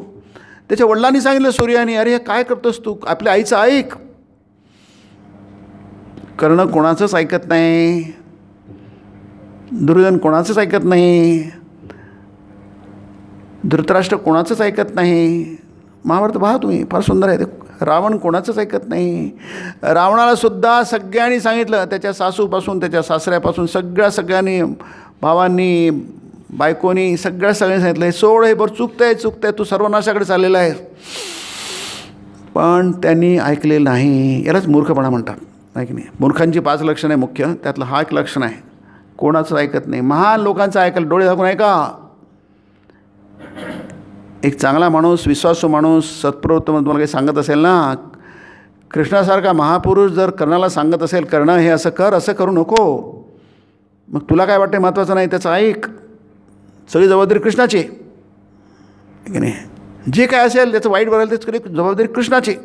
हां त्या कृष्णा तुझी जबाबदारी, ठीक आहे, तुझं म्हणतो ऐकतो ना, याची पुढची जबाबदारी तुझी. हां ठीक आहे, माझी कृष्ण ती जबाबदारी घ्यायला तयार आहे ना. कृष्ण काय पांडवांना विचारून आला होता की मी कर्णाला असं सांगू काय की तू सगळ्यात वडील आहे आणि आता तू सगळ्यात मोठा होशील, तुला राज्य मिळेल म्हणून. कृष्ण जेव्हा सभेमध्ये गेला दूत म्हणून पांडवांचा पक्ष घेऊन, तेव्हा तो पांडवांना विचारून आला होता काय मी काय सांगू देते. म्हणजे मी जिथे काय बोलेल, मी काय म्हणेल ते माझं पांडव सगळं ऐकतील एवढी तुम्हाला खात्री देऊ शकतो, आहे की नाही. म्हणून त्यांनी म्हटलं ना 5 गाव तरी द्या बाबा. ते पांडवांना विचारणार ना 5 गावासाठी काहीच नाही आहे. पण जे मी म्हणेल ते पांडव, इतका विश्वास आहे त्याला म्हणतात भक्ती. भजते माम अनन्य भाग, आहे की नाही. मी म्हटलं आणि पांडव माझा 100% ऐकतील. अरे कृष्णा असं कसं तू तडजोड करून आलास, असं कसं आमच्यावर अन्याय झाला आणखी तू आमच्यावर अन्याय करून आलास. कृष्णाला माहिती आहे पांडव तशा नाही आहे, मी करेल ते तसंच पांडव मान्य करतील. राजी है मुझसे में जिसमें तेरी रजा है, ये भी वाह है और वो भी वाह है की नाही. तुला जे मान्य आहे देवा आम्हाला पण तेच मान्य आहे, हे पण ठीक आहे, वाह छान छान आहे, ते पण छान छान आहे. त्याला म्हणतात भजते माम अनन्य. आपलं काही स्वतःचं काहीच नाही आहे. नाही क्षिप्रम भवती धर्मात्मा शाश्वत शांतीम निगच्छती. तो इतका वाईट असून सगळ्यात चांगला होऊन जातो, म्हणजे पटकन. क्षिप्रम म्हणजे पटकन, वेळ लागत नाही, लवकर होऊन जातो. कसं काय एरवी आपल्याला घाम फुटतो, काही एक गोष्ट, एक सवय सोडता येत नाही, काहीच कळत नाही, एक पाऊल टाकता येत नाही समोर सन्मार्गावर. आणि म्हणतो क्षिप्रम भवती धर्मात्मा. हा क्षिप्रम कसं काय होतो, शाश्वत शांत. इतकंच नाही आहे, त्याला शाश्वत शांतीम निगच्छती. शाश्वत शांती म्हणजे मुक्ती, शाश्वत शांती. पराम शांतीम स्थानम प्राप्स्यसी शाश्वत. 18 अध्यायामध्ये त्याला स्थानम शाश्वत स्थान प्राप्त होतं. शाश्वत स्थानाची गोष्ट असते काय, पराम शांती प्राप्त, सर्वश्रेष्ठ शांती त्याला प्राप्त होते. शांती पराशांती म्हणजे मुक्ती. शाश्वत स्थान म्हणजे मुक्ती. आपण हलवले जातो ना, आपल्याला जास्त वेळ बसता येत नाही एका जागेवर. कोणी येतो ना आपल्याला उठा आता झालं, आम्हाला दरवाजा बंद करायचे, मंदिर बंद करायचं आहे की नाही. आपल्याला जास्त वेळ बसता येत नाही आणि सगळे जणांना आत येतो इथं कूच करा, आहे की नाही. इथे तुम्हाला जास्ती दिवस राहता येणार नाही पृथ्वीवर, आहे की नाही. कबीरा इस संसार में कभी न हो सुख चैन. कबीरदासजी म्हणतात या संसारामध्ये कधी तुम्हाला सुख आणि चैन मिळणार नाही आहे. सदा नगाडा कूचका बाजत हे दिनरयन. नगारा वाजतो आहे संसारामध्ये, चला चला चला चला. सदा नगाडा कूचका, कूच म्हणजे चला चला चला. आता नगाडे वाजल्यानंतर सैनिक बाहेर पडतं ना. दिनरयन म्हणजे दिवस रात्र, रयन म्हणजे रात्र. सदा नगाडा कूचका बाजत आहे दिनरयन. सगळं सतत नगाडा वाजतो आहे, रात्रंदिवस नगारा वाजतो आहे. चला चला चला चला चला, पाय काढा बाहेर, आहे की नाही. इथं कसलं सुख आणि कसलं चैन, आहे की नाही. परंतु असं एक स्थान आहे जिथं सुख चैन आहे आणि ते कधीच जात नाही. असं स्थान आहे तुम्हाला तिथून कुणी ढकलणार नाही. जसं ध्रुव आहे ना, ध्रुवाचं स्थान आहे ना, त्याच्या सावत्राईनी त्या ध्रुवाला वडिलांच्या मांडीवर ढकलून नेलं. तो बिचारा अपमानित झाला, रडायला लागला. वडिलांनी म्हटलं नाही, तू काय करतेस, त्याला माझ्या म्हणून कसं. वडील चुप बसले, आहे की नाही. मग देवाकडे गेला. आईने म्हटलं अरे ते वडिलांच्या मांडीवर काय बसतो तू, देवाच्या मांडीवर बस, आहे की नाही. अडस तू, तुला कोण ढकलणार नाही. आणि वडील तुला किती दिवस मांडीवर देतील, आहे की नाही. कधी ना कधी तुझी मांडी गमावावीच लागेल. पण देवाची मांडी परमनंट आहे. ते त्याला म्हटलं शाश्वतम स्थानम. ते शाश्वत आहे, अशाश्वत नाही आहे, की नाही. पराम शांती, तिथे कुला अपमान होणार नाही, दुःख होणार नाही, काही निराशा होणार नाही. इट्स अ परमनंट फायनल, आहे की नाही. म्हणून त्याला इथे म्हटलं आहे मुमुक्षुत्व, की नाही. आधी वाचत नाही हां. याच्यामध्ये हे आलं आहे इंद्रिय निग्रह. हे गीतेतलंच आहे, दुसऱ्या अध्यायातलं. कासव ज्याप्रमाणे आपले पाय व मान आत ओढून घेते आणि मग तुम्ही त्याचा जीव घ्या की त्याची खुशाल खांडोळी उडवा.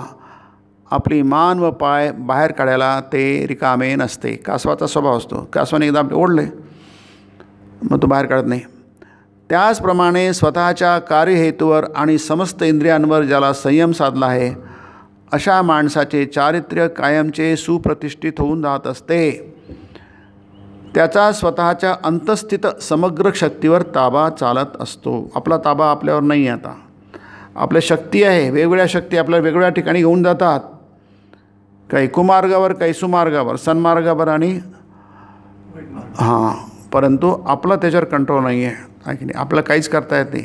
आपली फरफट होते, जन्मभर आपली नुसती फरफट होते. जिकडे आपले संस्कार घेऊन तिकडे आपल्याला जावं लागतं. आपल्याला काहीच करता येत नाही आणि आपण म्हणजे बलहीन आहोत, आहे की नाही. आपल्याला काहीच जमत नाही आहे, बलहीन आहोत, आहे की नाही. म्हणजे प्रकृती आपल्याला इकडून तिकडे ढकलते नुसते. जसं चेंडू असतो ना, तो टेबल टेनिसचा किंवा आपल्या याचा हां, तर ते नुसते इकडून तिकडे ठेवतो, तिकडून ठेवतो. तो फुटबॉल असतो, आपण फुटबॉलसारखे तटवले जातो पायाने. तशी आपली स्थिती आहे. असा आहे होता. त्याला हॅपलीस म्हणतात इंग्लिशमध्ये, आहे की नाही. आपल्याला काहीच चालत नाही कुठे. परंतु त्याचा स्वतःच्या अंतस्थित समग्र शक्तींवर ताबा आणि त्याच्या इच्छेविरुद्ध कोणतीच गोष्ट त्याला संचालित वा विचलित करण्यास समर्थ नसते. इतका स्ट्रॉंग होतो तो, आहे की नाही. उगाच माणसं स्ट्रॉंग नसतात, आहे की नाही.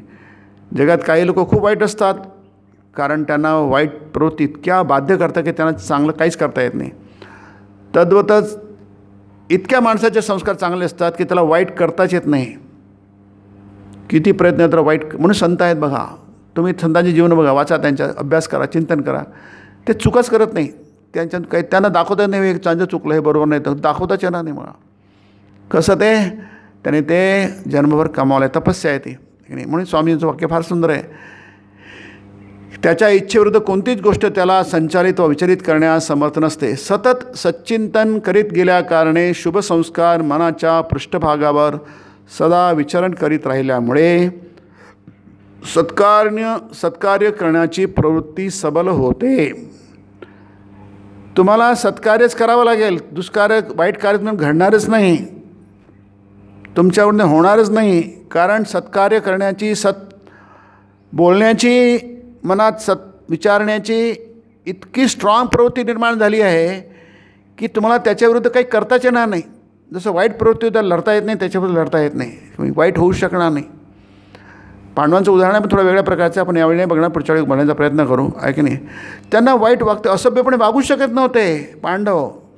थोडं वागलेच बरं झालं असतं, आहे की नाही. कारण काय, पांडवांना जसं कौरवांना चांगलं वागताच येत नव्हतं.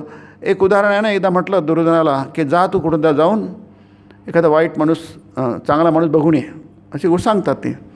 जर शोधला त्याने शोध केला त्याने चांगला माणूस सापडलाच नाही दुर्योधनाला.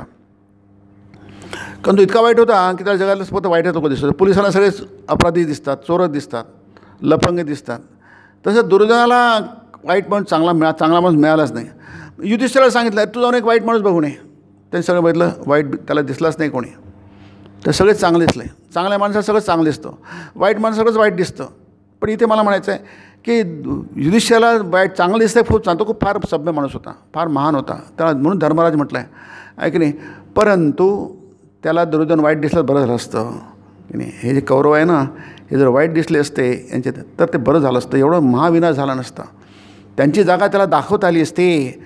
कौरवांच्या पक्षातल्या प्रत्येक व्यक्तीची जागा काय आहे त्यांना दाखवली झाली असती तर युधिष्ठिर हा महान असतं, खऱ्या अर्थाने महान असतं, सत्प्रवृत्त होता.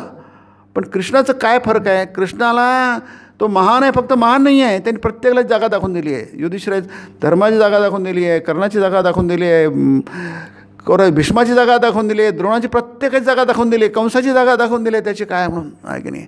आणि अर्जुनाची पण जागा दाखवून दिली. तर आलं कुतस्त्वा कश्मलविदम क्लैब्यम मास मग त्याला किती शिवाय दिल्या गीतेमध्ये. अर्जुना तू कोण आहेस बघ, त्याची जागा युधिष्ठिराची जागा नेहमी दाखवून दिली आहे बघा की नाही. प्रत्येकाची जागा त्याचं ते महत्त्व आहे. म्हणून कृष्णाचं महत्त्व आहे. तो काय नुसताच काही चांगला माणूस नव्हता, चांगल्याच्या कितीतरी भर होता. इथे स्वामींनी त्याचा उल्लेख केला आहे. ते म्हणतात की इतकं तो चांगला वागतोय, शुभसंस्कार मनाच्या पृष्ठभागावर सदा विचरण करीत राहिल्यामुळे सत्कार्य करण्याची प्रवृत्ती प्रबल होते. आणि त्याची फळ म्हणजे हेच की आपण इंद्रिय म्हणजे कर्मेंद्रिय ज्ञानेंद्रिय दोन्ही लक्षात घ्या, जय मिळवण्यास समर्थ होतो. म्हणजे त्याच्या हातापायाने वाईट घडणारच नाही, त्याच्या मनाने बुद्धीने काही वाईट घडणारच नाही, इतका तो स्ट्रॉंग होतो. असं होऊ शकतं. सामान्य मत थोडंसं असतं, तेवढं खूप आहे आपल्यासाठी. आपण काही इतके काही महान नाही आहे. तेव्हाच कुठे चारित्र्य यथार्थपणे प्रतिष्ठित होते. चारित्र्य म्हणजे कॅरेक्टर, एस्टॅब्लिश कॅरेक्टर. हिंदीमध्ये चारित्र शब्द नाही आहे, हिंदीमध्ये चरित्र शब्द आहेत. त्यात उसका चरित्र अच्छा आहे. हिंदीमध्ये मराठीमध्ये चारित्र शब्द आहे, हिंदीमध्ये चारित्र शब्द नाही, चरित्रच म्हणतात तुमच्या माहितीसाठी. तेव्हाच कुठे चारित्र्य यथार्थपणे प्रतिष्ठित होते. केवळ तेव्हाच माणसाला सत्याचा लाभ होतो. असाच मनुष्य कायमचा निर्धास्त होऊ शकतो. पतनाचे भय त्याला स्पर्श करू शकत नाही. त्याच्या हातून मग कोणतेच दुष्कृत्य घडणे शक्य नाही. तुम्ही त्याला कुठेही सोडा, कुणाच्याही संगतीत ठेवा, त्याला कसलाच धोका नाही. बघा काय अद्भुत आहे की नाही. सेफेस्ट मॅन, तू कुठेही ठेवा त्याला काही होणार नाही आहे. कारण काय, तो आतून पक्का झालेला आहे. ते बाहेरून किती पक्के झाले ते त्याला काय अर्थ नाही आहे. त्याला सीमित फक्त महत्त्व आहे, मर्यादित महत्त्व आहे. पण आतून पक्के झाले, जग तुमच्यासमोर उभं राहिलं, तुम्ही जगाला समोर तोंड देऊ शकणार. सगळं जग तुमच्या विरुद्ध गेलं, तुम्ही जगासमोर उभं राहू शकणार. मी बरोबर आहे, खात्रीपूर्वक सांगतो मी बरोबर आहे म्हणून. कारण त्याला त्या चारित्र्याचं बळ आहे. ते चारित्र्य म्हणजे सच्चारित्र्य. लक्षात. आता याच्या पुढची गोष्ट सांगतो स्वामीजी, कारण हा पुस्तक योग आहे, कर्मयोग आहे. हे काय नीती पुस्तक नाही, नीतीवरचं पुस्तक नाही आहे की नाही. पंचशील पुस्तक सांगितलं नाही याच्यामध्ये, सर्वोच्च आदर्श ठेवला आहे. असे सत्प्रवृत्ती संपन्न होण्यापेक्षाही अधिक उच्च अंशी एक अवस्था आहे, आणि ती म्हणजे मुमुक्षा मुक्तीची इच्छा.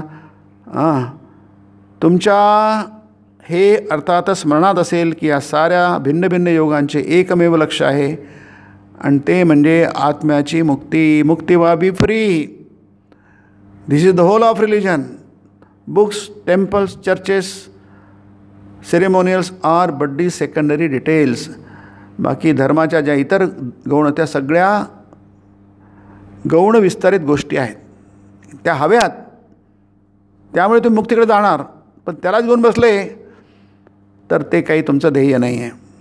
आधार घ्या, तुम्ही शिडी घ्या, लावा आणि वर जा, त्याचं महत्त्व आहे. पण शिडीवर उभं राहू नका, त्याला काय अर्थ आहे. शिडी तुम्हाला जमिनीवरून वर येण्यासाठी असते की नाही. तिथे त्या शिडीवर उभं राहायचं त्याचा तो अर्थ नाही आहे की नाही. आणि हे सगळे अंती आपल्याला त्या एका स्थानी घेऊन जातात. त्या दृष्टीने हे सर्वच सारखे आहे. बुद्धांना ध्यानाच्याद्वारे व ख्रिस्तांना प्रार्थनाद्वारे ज्या अवस्थेचा लाभ झाला, त्याच अवस्थेचा लाभ माणूस केवळ कर्माच्या द्वाराही करून घेऊ शकेल. बुद्ध होते ज्ञानी, ख्रिस्त होते भक्त, पण दोघांनाही एकच हे अमेरिकेतलं भाषण आहे म्हणून स्वामीजी बुद्ध आणि ख्रिस्ताचा उल्लेख करतात आहे. येथे फक्त हे एवढेच समजणे अवघड पण आवश्यक आहे की मुक्ती म्हणजे अगदी संपूर्ण स्वाधीनता, फुल्ली फ्री, आहे की नाही. तुम्ही आता स्वाधीन आहात, तुम्ही इथे बसू शकता, बाहेर जाऊ शकता किंवा आणखी काही करू शकता. कर्तुम अकर्तुम अन्यथा कर्तुम, याला स्वाधीनता म्हणतात. ती स्वाधीनता आहे. तुम्ही बसू शकता, जाऊ शकता, आणखी दुसरं काहीतरी करू शकता. कर्तुम अकर्तुम अन्यथा कर्तुम. परंतु ही स्वाधीनता नव्हे, की नाही. खरी स्वाधीनता म्हणजे काय, स्वामी म्हणतात ही खरी स्वाधीनता नव्हे, की मुक्ती म्हणजे अगदी संपूर्ण स्वाधीनता. जशी अशुभ बंधनातून तशी शुभाच्या बंधनातूनही सुटका. कारण लोखंडी साखळी साखळी आणि सोन्याची साखळी साखळीच, की नाही. म्हणजे तुम्हाला तुरुंगात टाकलं आणि लोखंडाच्या साखळीने तुम्हाला जखडून टाकलं, तुम्हाला हात नाही पाय हलवता येत नाही, आणि ते बंधनच आहे. आणि लोखंडाचं नाही, तुम्ही मोठे माणूस आहात, तुम्हाला सोन्याच्या साखळीने बांधून टाकलं, ते बंधनच आहे. बंधन म्हणजे बंधनच आहे, सोन्याचं बंधन असो की लोखंडाचं असो. म्हणून कर्माचं रहस्य म्हणजे कर्माने तुम्हाला जो परिणाम साधला जाईल तो सर्वोच्च परिणाम तुम्ही योग्य स्वकर्मणा तमभ्यर्च सिद्धिं विंदती मानवः. तुम्ही कर्म कराल पण ते पूजा म्हणून कराल. अभ्यर्चना म्हणजे पूजा. स्वतःच्या कर्माने प्रत्येक कर्म कराल, मी देवाची पूजा करतो आहोत या भावनेने कराल, तर तुम्हाला ते यशस्वी बनवेल. तुमचं प्रत्येक कर्म मनाने केलेलं, शरीराने केलेलं, की नाही, आणि वाणीने केलेलं प्रत्येक कर्म हे मी देवाला फूल, जसं आपण देवाला फूल म्हणून वाहतो, देवाला हात जोडतो म्हणजे माझा हात जोडलेला देवापाशी पोचला. देवाचं दर्शन घेतलं म्हणजे माझ्या डोळ्यांचं देवाचं दर्शन तर पोचलं तिथे देवापाशी. तसंच मी माझ्या मनसावाच्या कर्माने जे काही कर्म केलं ते देवाची पूजा म्हणून केलेलं आहे या भावनेने तुम्ही कराल तर गीता म्हणते तुम्हाला यश मिळेल. आणि यश म्हणजे सर्वोच्च यश मिळेल नंतर, की नाही. त्याला म्हटलं इथं मुक्ती. म्हणजे कर्माचं रहस्य काय आहे, कर्माचं रहस्य आहे, त्यात रहस्यावर काही नाही आहे. पण कर्मामध्ये जसं तुम्हाला वाईट बनवण्याची ते पॉवर असते तसंच चांगलं बनवण्याची पॉवर असते. त्याला रहस्य म्हटलं आहे, की नाही. ते आपल्याला माहीत नाही आहे. रहस्य कशाला म्हणतात, जे सहज असं जेव्हा माहीत नाही त्याला रहस्य म्हणतो आपण. सिक्रेट आहे, ते सगळ्यांना कळत नाही आहे. आपल्या सहजाची कळत नाही. कर्मामध्ये तुम्हाला महान मनोशक्ती आहे. तसे संत तसेच झाले ना, भजन करूनच संत झाले ना ते, आहे की नाही. आणि तसेच आपण वाईट कर्म करूनच वाईट होतो. त्याला कर्माचं रहस्य म्हणतात. त्याचं रहस्यावर काही नाही आहे. कर्मण्येवाधिकार असते मा फलेषु कदाचन. तुम्ही देवानी अहंकाराने कर्म करू नका, देव आपल्याकडून करून घेत असं करा. मग कर्मफल हेतू हो, कर्मफळाचा हेतू होऊ नका, कारण होऊ नका. ते तुमच्या बुकांनी तुम्हाला गळ्यात फास पडेल ते. मग ते संगोस्त्व कर्मणी. पण तुम्हाला कर्म करायचं कशाला मग, तसं म्हणू नका, ते चूक आहे. कर्म करा, भरपूर कर्म करा, खूप कर्म करा, जगात सर्वश्रेष्ठ स्थान तुमचं हो. पण कधी विसरू नका काय, की हे सगळं काय आहे, तुमचा मालक देव आहे, तुम्ही नाही स्वतःचे मालक, आहे की नाही. देव तुमच्याकडून करून घेतो, आहे की नाही. हे वेगवेगळ्या भाषा आहेत. एक भक्तीची भाषा असते, एक ज्ञानाची भाषा असते, एक योगाची भाषा असते, आहे की नाही. एक कर्माची भाषा असते, आहे की नाही. प्रत्येक ज्ञानशाखेची एक भाषा असते, की नाही. इलेक्ट्रिसिटी एक भाषा आहे, ते तर रेजिस्टन्समध्ये वेगळाच अर्थ होतो. करंट इलेक्ट्रिसिटी असते ना, त्याचा रेजिस्टन्सचा अर्थ वेगळाच होतो, व्यवहारात वेगळाच असतो, तुमच्या शास्त्रात वेगळाच असतो, तुमच्या काव्यामध्ये वेगळाच अर्थ असतो. शब्द एकच आहे. तसंच प्रत्येक शास्त्राची वेगवेगळी भाषा असते. त्या शास्त्राची भाषा आपण तशीच आपण समजावून घेतली पाहिजे. तर याचा कर्माचं रहस्य म्हणजे हे, की तुम्हाला फळ मिळणारच, परंतु तुमचं फळ कोणी घेऊ शकत नाही. पण तुम्हाला कोणतं फळ पाहिजे हे तुम्ही निश्चित करा. तुम्हाला सर्वोच्च फळ मिळू शकतो, कारण माणसाचे जीवन काय आहे हे मर्यादित आहे, त्याचा काळ मर्यादित आहे. त्या मर्यादित काळामध्ये तो सर्वोच्च फळ मिळू शकतो की नाही, ती त्याची कुशलता आहे. कुशल म्हटलं आहे ना, योग कर्मसु कौशलम. म्हणजे कर्मातली कुशलता कशी आहे, ते कर्म तुम्हाला बांधतं, तुम्हाला कर्कजून मान तुरुंगात टाकतं, तेच कर्म तुम्हाला मुक्त करतं. त्याचं ते वैशिष्ट्य आहे, ते रहस्य आहे. कुशलता म्हणजे रहस्य आहे की नाही. तर योग म्हणजे कर्मशु कुशल, म्हणजे कौशलतेने कर्म करा असं नाही. कर्म तुम्हाला बांधतं, तेच कर्म तुम्हाला मुक्त करतं. ती त्याचं कौशल्य आहे, तेच त्याचं रहस्य आहे की नाही. तर ते हळूहळू माणसाला समोर जाता येतं आणि धन्य होता येतं, कृतकृत्य होतं. माणूस म्हणून, नर म्हणून, मानव म्हणून. पुढच्या महिन्यामध्ये आपण हाच विषय बघूया. 26 सप्टेंबरला पुन्हा आपण असेच एकत्रित होऊ. ओम ब्रह्मार्पणं ब्रह्महवीर ब्रह्माग्नौ ब्रह्मणाहुतं ब्रह्मैव तेन गन्तव्यं ब्रह्मकर्म समाधिना. हरि ओम तत्सत्. ओम शांति शांति शांति. श्रीरामकृष्णार्पणमस्तु.